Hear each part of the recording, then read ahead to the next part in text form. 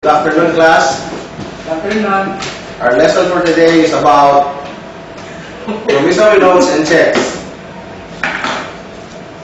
Okay, we will start with the definition of a promissory note. Who can define promissory note?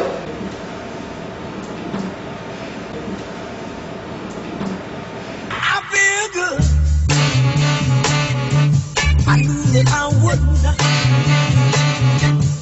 I feel good. I knew that I would not. So good. So good. I got you. Under Section 184 of the Negotiable Instruments Law, a negotiable promissory note is an unconditional promise in writing made by one person to another, signed by the maker, engaging to pay on demand or at a fixed or determinable future time, a sum certain in money, to order or to bearer. Where a note is drawn to the maker's own order, it is not complete until endorsed by him. A promise or order is unconditional unless it states the following: that there is an express condition to payment, that the promise or order is subject to or governed by another record, or that rights or obligations with respect to the promise or order are stated in another record. What is a certain sum of money within the definition of a promissory note? As regards what is a sum certain in money, it is a legal description of the predetermined settlement price for a contract or negotiable instrument. A sum certain refers to a fixed or specific amount of money without any room for ambiguity. Can you distinguish the promissory note from checks?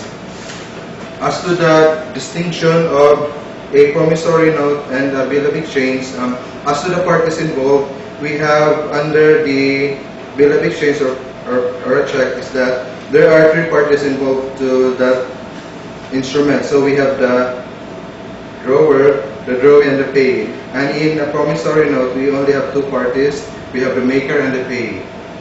As to the nature of payment, in a bill of exchange, there is an unconditional order to pay, while in a promissory note, there is an unconditional promise to pay. And as to acceptance, a bill of exchange requires an acceptance of the drawee before it is presented for payment.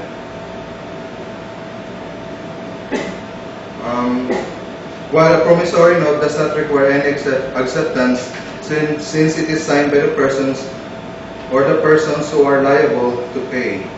Then as to the liability of the maker of a promissory note is that it is primary and absolute, while the liability of the drawer of a bill of exchange is secondary and conditional.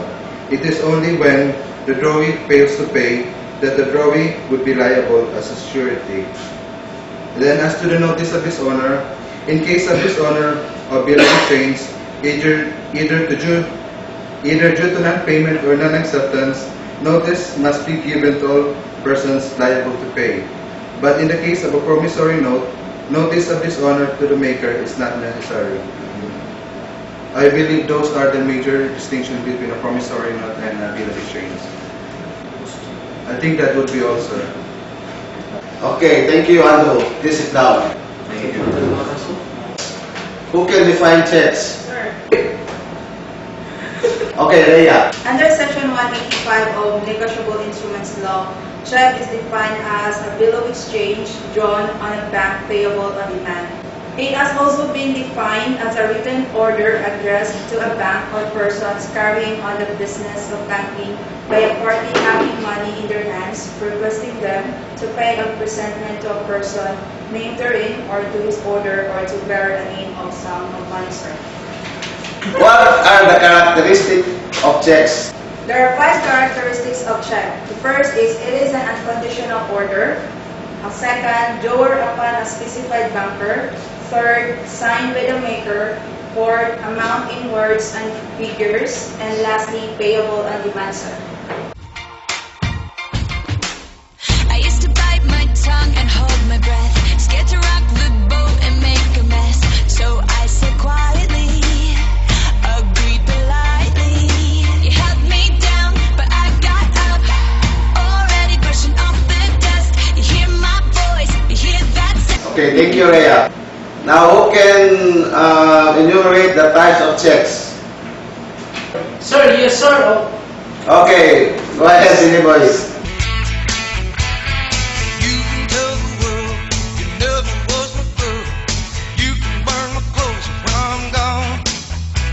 Oh, you can tell your friends just what a fool I've been and laugh and joke about me on the phone. there are 4 types of checks. Number 1 is personal check, managers or cashier's check, memorandum check or cross check. So personal checks, these are checks used to be paid for goods or services drawn against the depositor or individual personal checking account. We will have a more understanding on the case of MWSS versus CA regarding the personal checks and the bank issued checks. The case of Bataan versus Bataan Sigar versus Court of Appeals, the Supreme Court there ruled that the effects of the cross-check in order to preserve the creditworthiness of checks, jurisprudence has pronounced that the cross-check should have the following effects. A. The check may not be in cash but only deposited in the bank. Then number 2, the check may be negotiated only once to the one who has the account with the bank. And third, the act of crossing the check serves as the warning to the holder of the check has been issued for a definite purpose so that he must inquire if he has received the check pursuant to that purpose. Otherwise, he is not the holder in due course. Who can tell me what will happen to the checks if it will not be presented within the reasonable time? Sir, the check becomes stale. In the case of Wong versus Court of Appeals, GR number 117857, the Supreme Court has held that under Section 186 of the Negotiable Instrument Law, a check must be presented for payment within a reasonable time after its issue or the drawer will be discharged from liability thereon to the extent of the loss caused by the delay. By current banking practice, a check becomes stale after more than 6 months or 180 days.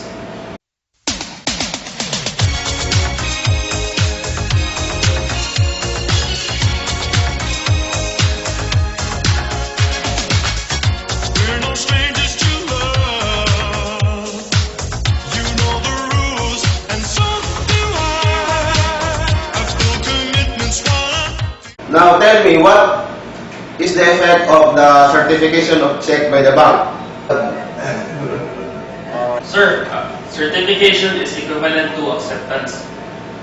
Certification means that it is the agreement by the bank against whom a check is to be drawn that the check will be paid when accepted, when presented for payment. So, this is usually done by stamping the word certified on the face of the check, thus the name of the bank, the date and signature of the initials of the officer making the certification. Are there instances where the check can operate as an assignment? Section 189 provides that a check of itself does not operate as an assignment of any part of the funds to the credit of the drawer with the bank, and the bank is not liable to the holder unless unless and until it accepts or certifies the check. So, in order for the check to operate as an assignment, the bank still has to accept or to certify the check first.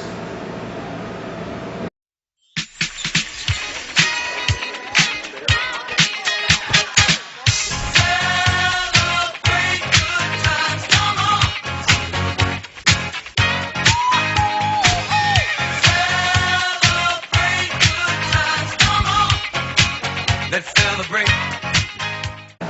Okay, class, that's all for tonight. Please be ready for our quiz next meeting. And don't forget to watch the TV show later regarding the case of MWSS versus CA. Please take note of the important topic which we will discuss next meeting, the reliability of a sector. Go, go, go, go, go, go, go, shorty. It's your birthday. We gon' party like it's your birthday. We gon' sip a party like it's your birthday. And you know we don't give a fuck 'cause that's your birthday. You'll find me in the club, bottle full of bub. Mommy, I got the X, in the taking drugs.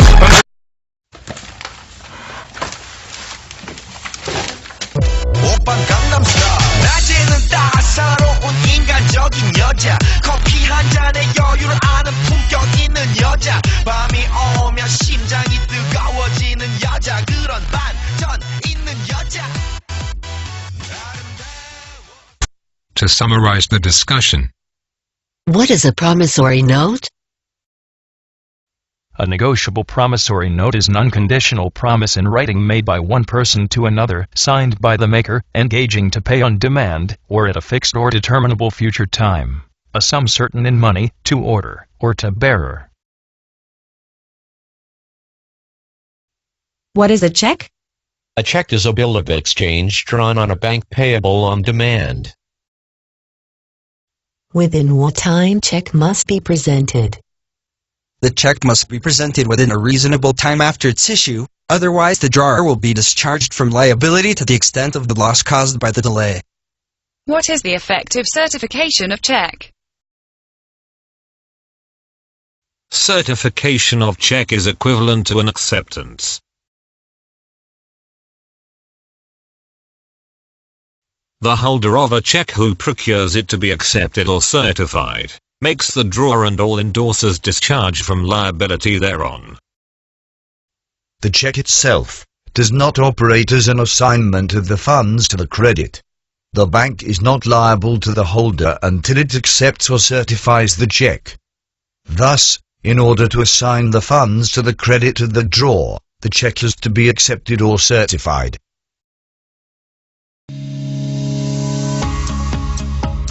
Magandang balita sa lahat ng banking customers. Sa taong 2017, ang dating 3 to 5 days na check clearing magiging 1 banking day na lang. Opo, pag nagdeposito ka ng cheque ngayon, saan ka man nagbabangko sa Pilipinas, pwede mo nang ma-withdraw sa next banking day ang amount ng cheque. Ito ay sa pamamagitan ng makabagong sistema na ang tawag ay Check Image Clearing System o KICS. Gamit ang digital imaging technology, madaling maipapadala ang image at information ng cheque. Dahil dito, mabilis ding malalaman kung ang cheque ay may pondo o wala. Saan ka man sa Luzon, Visayas o Mindanao, makukuha mo na ang pera sa susunod na banking day. May 5 tips para makasiguro na maayos ang pag-process ng inyong mga cheque. Una, siguraduhin na may sapat na pondo ang iyong account bago mag-issue ng cheque. Pangalawa, gumamit lamang ng black or blue ballpen. Huwag gumamit ng lapis o yung mga ballpen na nabubura ang ink. Dapat malinaw ang pagsulat ng date, pangalan ng payee, amount in figures, amount in words, at ang iyong pirma bilang nag-issue ng cheque. Pangatlo, bawal ang mga bura or alterations sa cheque. Hindi na tinatanggap ang mga cheque na may erasures o kulang na impormasyong nakasulat. Kaya't siguraduhin na malinis at malinaw ang pagkasulat ng mga detalye sa cheque. Pang-apat, iwasang malukot, mayupi, ma-fold o mabutas ang cheque upang madaling mabasa o makita ang mga important information sa image ng cheque. Panlima, siguraduhin ma-review kaagad ang mga matatanggap na bank statements. Maaaring ang checkeng nakalista o na-print ay hindi sa iyo o maaaring na doble. Ang mga physical na cheque na nabayaran na ay hindi na ipapadala kasama ng bank statements. Tanging ang mga digital na kopya na lamang ang iyong matatanggap. Ang mga physical na cheque ay mananatili sa bangko ng 180 days lamang. Lagi po nating tandaan ang mga simpleng alituntunin o mga guidelines na ito. upang makasiguro na magiging maayos at mabilis ang pag-process ng inyong mga cheque. Ang Check Image Clearing System o KICS ay proyekto ng Bangko Sentral ng Pilipinas at ng Philippine Clearinghouse Corporation sa pakikipagtulungan at suporta ng banking industry para sa makabago at progresibong Pilipinas.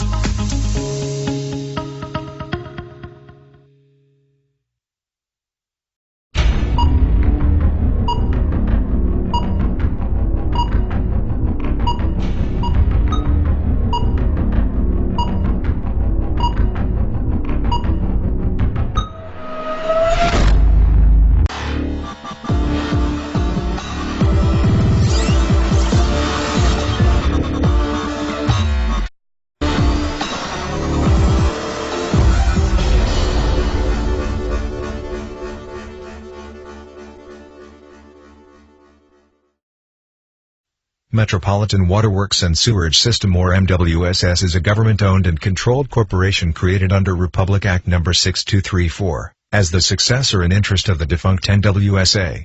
The Philippine National Bank or PNB on the other hand, is the depository bank of MWSS and its predecessor in interest NWSA.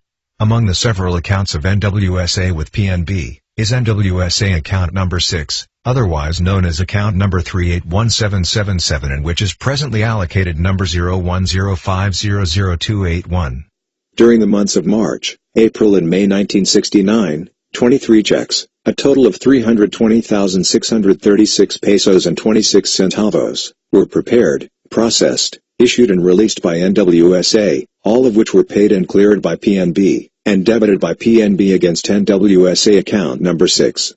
During the same months of March, April and May 1969, 23 checks bearing the same numbers as the NWSA checks, were likewise paid and cleared by PNB and debited against NWSA account number 6.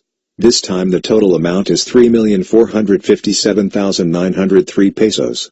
The authorized signature for said account number 6 were those of MWSS Treasurer, Jose Sanchez, its auditor, Pedro Aguilar, and its acting general manager, Victor L. Recio.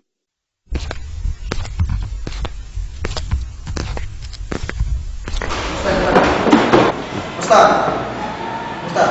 Oh, may kailangan kayo sa akin. Ito tayo.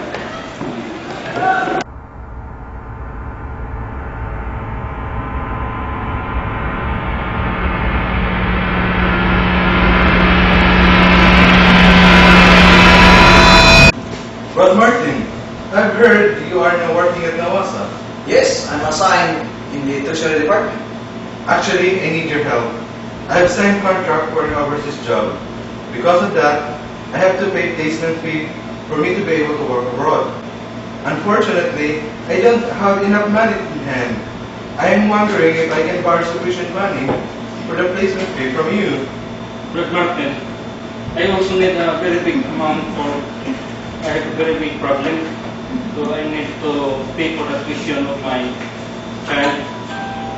So, what can you do for us?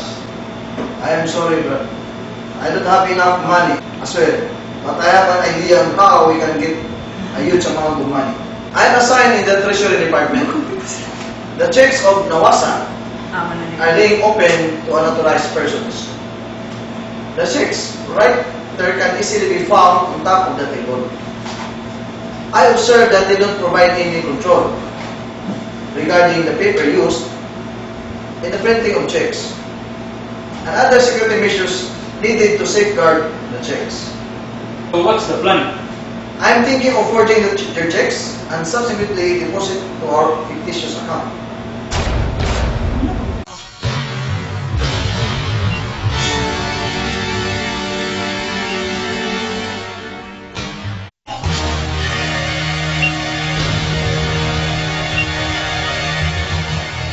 Good morning, sir. Cash checks.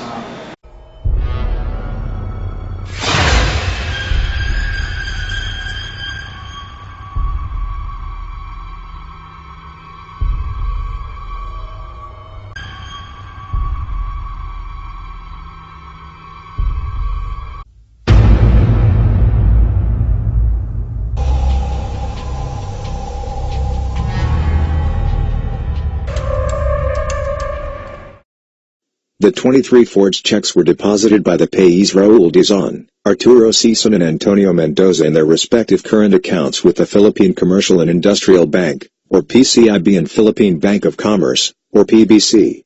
Raul Dizon, Arturo Sison and Antonio Mendoza are all fictitious persons.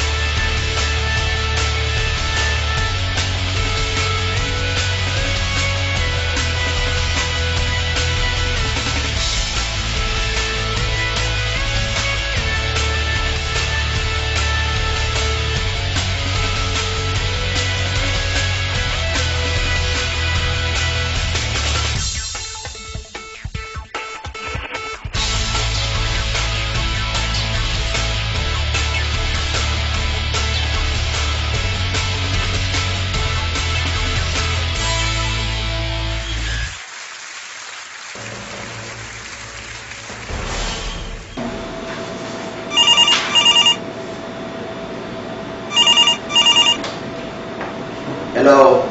Good afternoon, Sir Essio. I just want to verify something with you. This is with regard to the recent withdrawals from NWSA account number 6. I am looking at the bank statement right now. There were 23 checks that were paid and cleared by PNB against account number 6. The total amount is 3,457,903 pesos. I am just wondering, sir, if you are aware of these transactions. No, I never issued checks for such huge amount. The only 23 checks that I released during March, April, and May was a total sum of 320,000 plus. This is ridiculous. I will have this investigated and go to the bank myself to report this matter.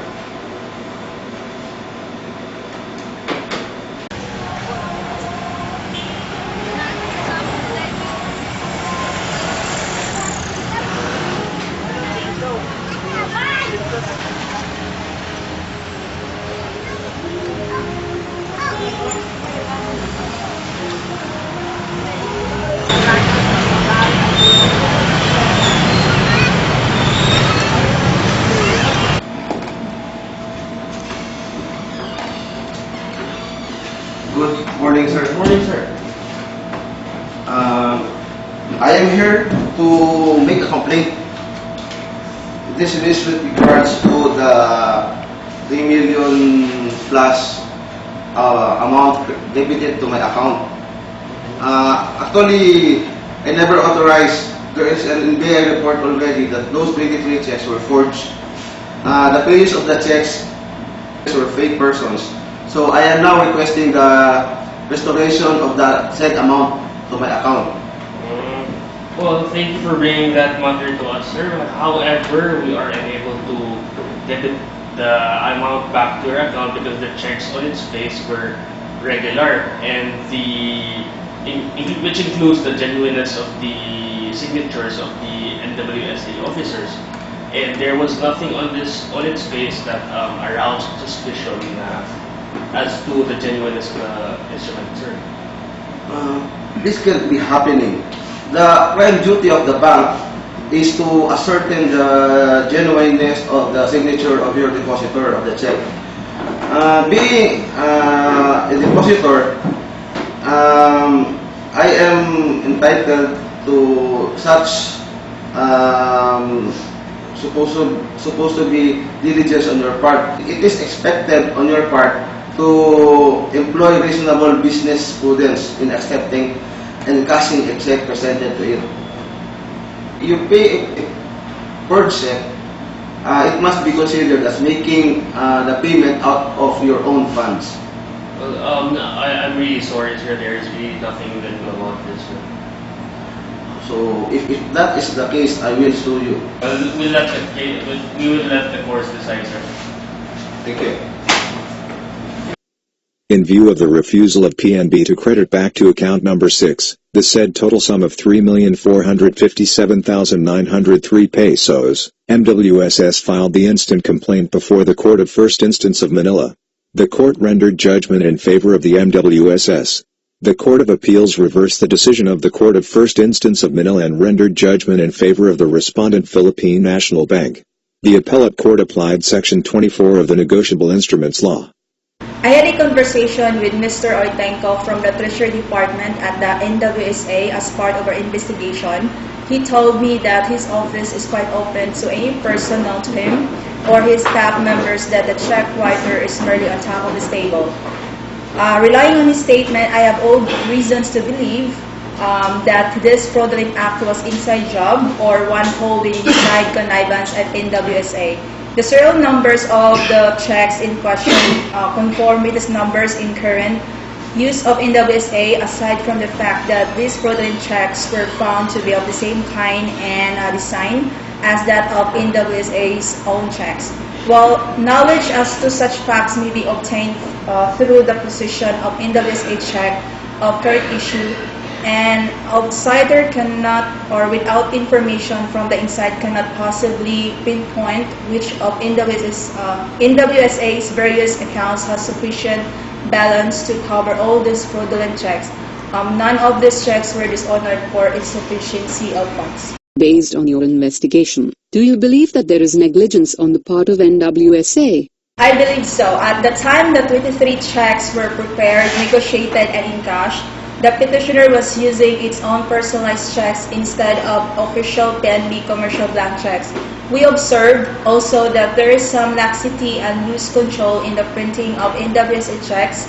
We gathered from Messina Enterprises, the printing firm that undertook the printing of the check vouchers of NWSA, that NWSA had no representative at the printing press during the process of the printing. It failed to provide the needed security measures, which constitutes gross negligence.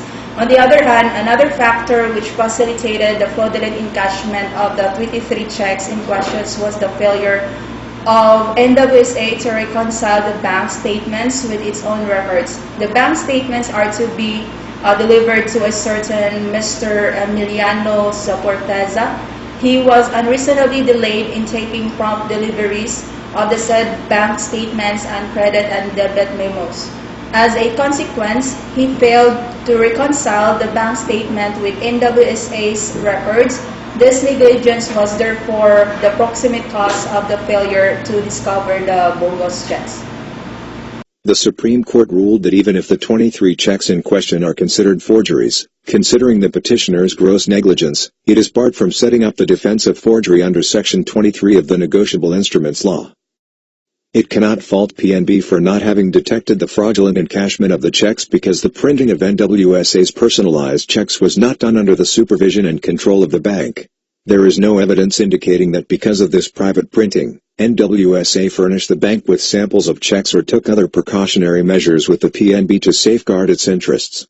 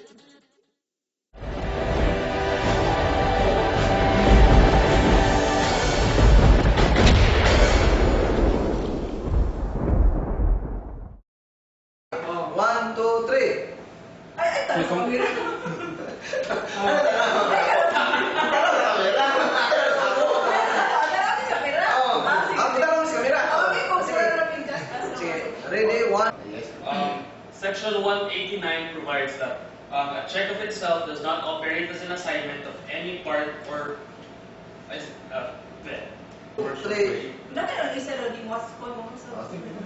Okay, sunod.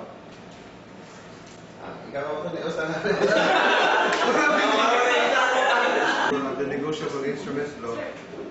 A negotiable promissory note is an unconditional promise in writing made by one person to another, signed by the maker,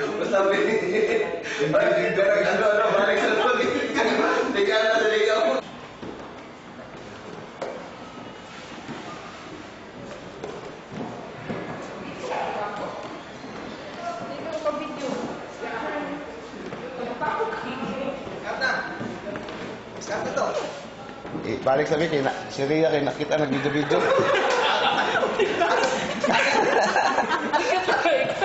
Sige, go. Ready? 1, 2, 3, go! If that's the case. If that is the case, I will show you. We will let the court decide. Ay, balik. I show you. I show you. Okay, ready? Camera, action!